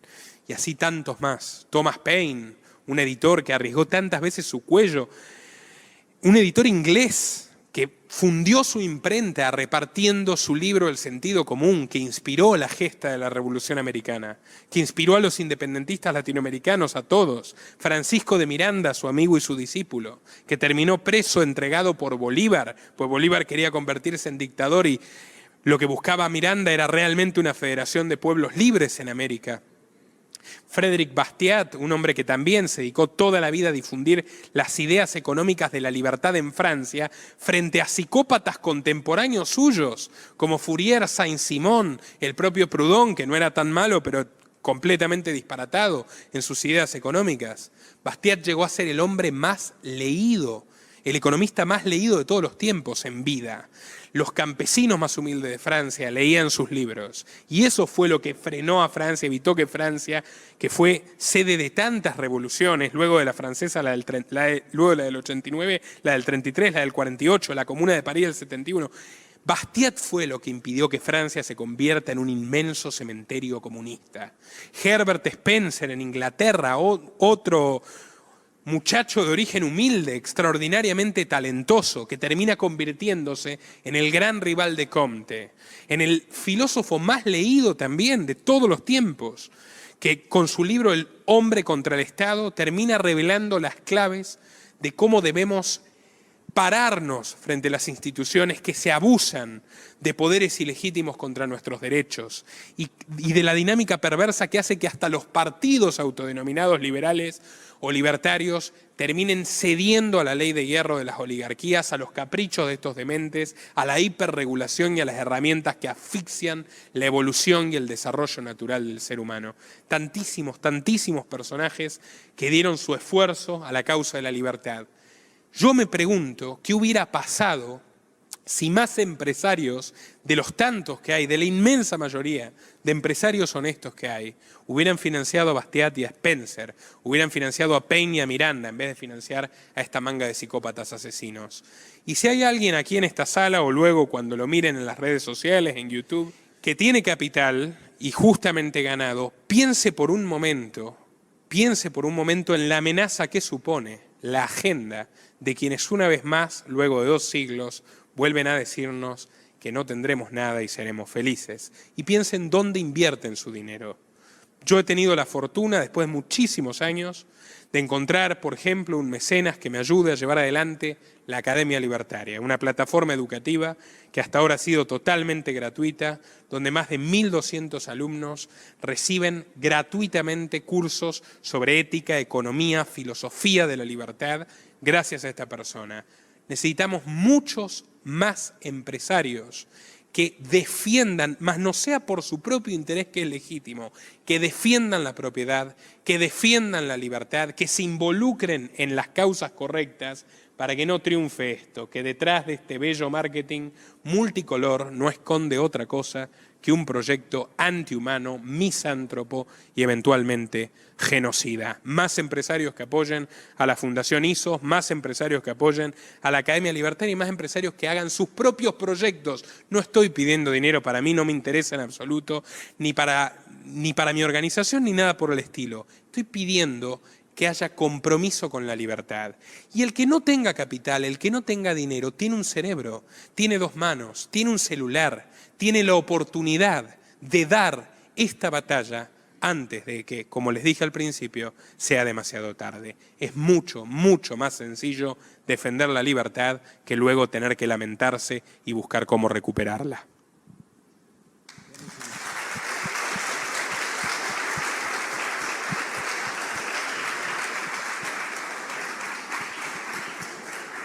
Bueno, sinceramente da para estar aquí mucho más tiempo. Lastimosamente también el tiempo es un tirano, una especie de tirano, ¿verdad? Nos hubiera gustado extender más esta conferencia, pero bueno, de todas maneras esto va a estar, bueno, va a ser editada la conferencia y vamos a tener en las plataformas, especialmente en la plataforma de Nicolás, y que estoy seguro que no va a ser la última conferencia, esperemos que no sea así, ¿verdad? De hecho que no, lo estamos escuchando justamente el compromiso total que tiene Nicolás por estas causas, que yo sé que a la mayoría, por lo menos a quienes conozco, están también en ese tren de cosas, porque sabemos que esta amenaza cada vez es más real de lo que la gente creía antes. Cuando nosotros hablábamos, yo lo conozco a Nicolás hace años, cuando hablábamos en las redes, cuando eso era Orkut, creo que la gente se reía de nosotros, se reía, literalmente se reía. Hacíamos cursos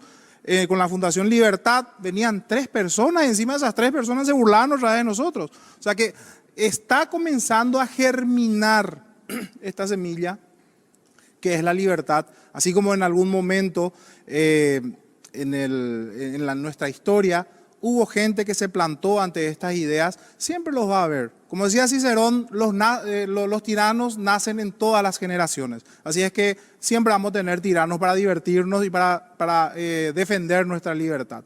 Agradecemos muchísimo la presencia de todos ustedes. Por supuesto, no va a ser la última, es una promesa que hacemos y vamos a estar compartiendo también todo lo referente a lo que es la Agenda 2030, que es lo más, digamos, tangible que tenemos. Por supuesto, esta agenda muchas veces es muy difícil de descifrar. No es que me estoy haciendo el Carlos Marx, porque Carlos Marx era una especie de, ¿cómo les voy a decir?, intelectual, que solamente los intelectuales podían descifrar las leyes ineluctables del universo. No voy por ese lado, pero sí es necesario estar informado, leer. Es demasiadas señales. Antes era más oculto todo. Hoy ya es demasiado abierto, es demasiado obvio. Vienen por nuestros chicos, vienen por nosotros, vienen por nuestra propiedad. El comunismo global es una realidad, es una amenaza. No nos quedemos con los brazos cruzados y bueno, que sea hasta una próxima conferencia y por qué no, por ahí nos encontramos a compartir un café porque las ideas de la libertad también pueden prosperar, así como prosperó los sistemas totalitarios en cervecerías, ¿por qué no la libertad, verdad? Así es que hasta la próxima y muchas gracias nuevamente por estar aquí.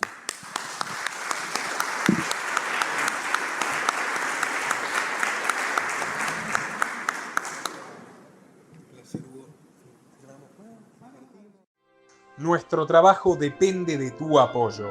Para que siga siendo posible, realiza tu donativo desde tan solo $2 por mes a través de Patreon, en los links que están en la descripción o en el comentario destacado. Podés colaborar enviando tu pago vía Bitcoin a esta dirección. También podés hacerlo a través de la opción Unirte de YouTube. Y si estás en Argentina, con el medio de tu preferencia a través de Mercado Pago.